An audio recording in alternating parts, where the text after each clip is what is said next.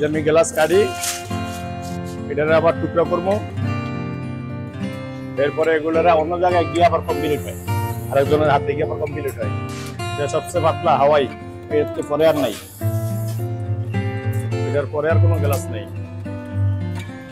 আমি ছোটবেলাতেই করি, আমি শিখছি এটাই করি। এখন আমাকে অন্য কাজ করারও বয়স নেই, আর সময়ও নেই শিখার, অন্য কোনো কিছু শিখার সময় নেই। এটা শিখছি, এটাই করতে চালাই দিলে। এই যে এই গ্লাসগুলো তৈরি হয়, ঠিক আছে, এগুলো তৈরি হয়।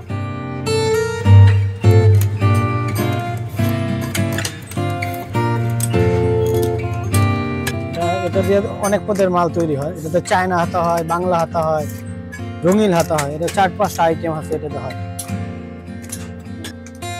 এটা হলো 4 কোনা মাল।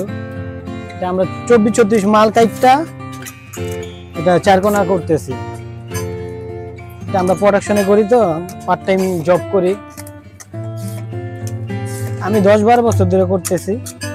শিখছি আগে আমার এক বন্ধুর থেকে, সে তার কারখানা ছিল ডালপট্টি, পরবর্তীতে এখানে এসে লাগছে। এখানে অনেক বছর, ওখানে ছিলাম 2-3 বছর, এখানে প্রায় 10-12 বছর বেশি হবে সম্ভবত। এরকম ভালো সুযোগ সুবিধা আছে, এই জন্য করি। এটাতে কাটলে কোনো পদের সমস্যা নাই, এটা ইনফেকশন নাই। আয়নাতে কাটলে কোনো রকম প্রবলেম হবে না। অন্য আয়না আছে যেটাতে কাটলে অনেক সমস্যা হয়, কিন্তু এইসব আয়নাতে কাটলে কোনো সমস্যা নেই। এরপরে কাটার পর এটা 4টা কোনা কাটা হবে, ওটার পরে এটা গোল জাতীয় হবে। এটা অনেকটা আইটেম হয়, প্রায় 4-5টা আইটেম হয়।